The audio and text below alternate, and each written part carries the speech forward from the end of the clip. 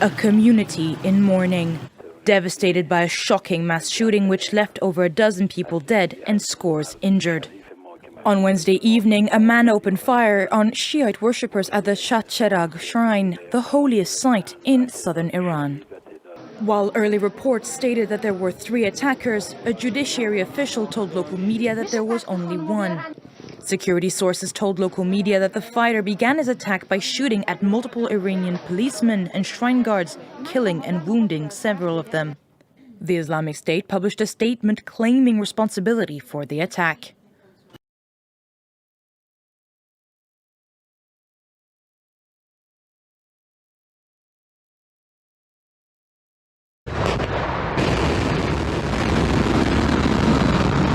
Ballistic missiles blast off, a dramatic show of Russia's nuclear capability, weapons launching from land, sea and the sky, all under President Putin's supervision.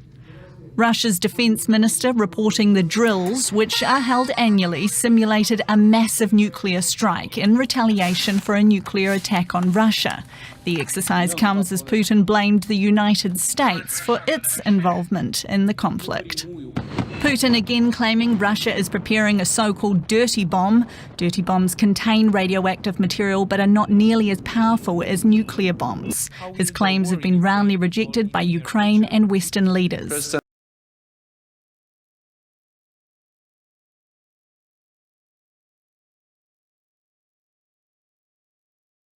Ukrainian soldiers digging in around the Russian-held town of Kherson, preparing for a major assault. Now, after 8 months of fighting, Australian soldiers will soon be doing their bit to bolster Ukrainian forces, but it won't be in the war zone. 70 members of the ADF will fly to the UK to train Ukrainian recruits. Australian Bushmaster vehicles have already been popular with Ukrainian troops. Now Australia is sending another 30 Bushmasters into the battlefields.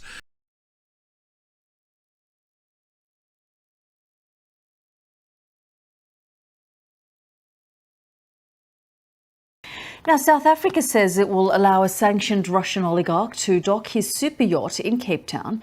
The $521 million vessel, which belongs to Alexei Mordashov, an ally of Russian leader Vladimir Putin, left Hong Kong earlier this week. That this businessman whose vessel is en route to South Africa was recently sanctioned by the US and the EU because of that close relationship that he enjoys with President Vladimir Putin. The US at the time said this decision was around frustrating the efforts of Russia's elites in their supposed support of President Vladimir Putin.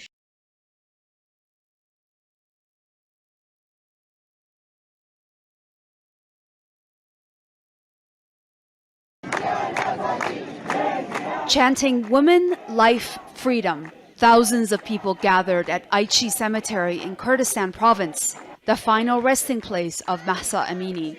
Mourners are heard calling the province the fascist graveyard. Hours later, this was the scene in the city of Saqqez as security forces fought with people. Semi-official news agencies say nearly 10,000 came out to mark the 40th day since Mahsa Amini died in police custody in Tehran. University students across the country also remembered her. This group is singing, "From the blood of the youth of the homeland, tulips have grown."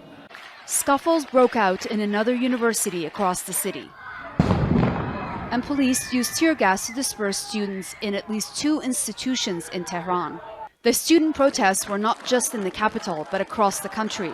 This was the scene in the city of Karaj, with many chanting freedom. And in the second largest city, Mashhad, students have been protesting since the death of Mahsa Amini last month.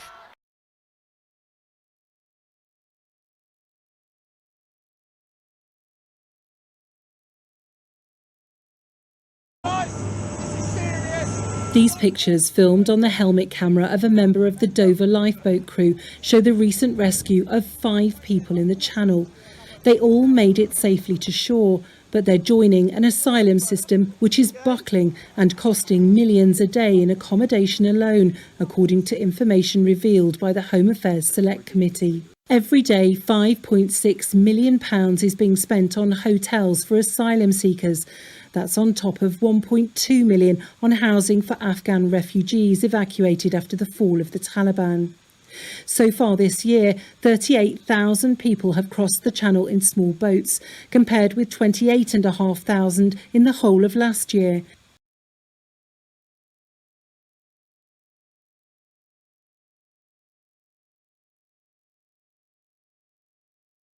The possession of cannabis could soon be decriminalized in Germany, according to a new plan released by the country's health minister.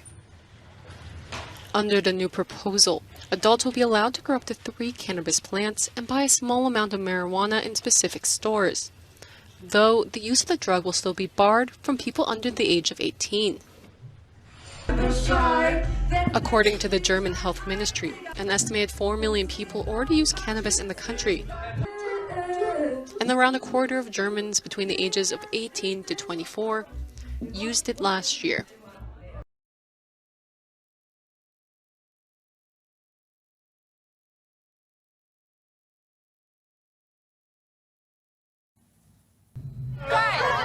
These protesters are fighting for equal rights in Russia. But demonstrations for LGBTQ rights here are often brutally halted by authorities. One of the instruments of repression over the past decade has been the so-called gay propaganda law introduced in 2013. Authorities say it's needed to prohibit the promotion of what they call non-traditional sexual values to children. Now Russia is set to pass new legislation, further restricting the LGBTQ community by expanding the law to adults as well.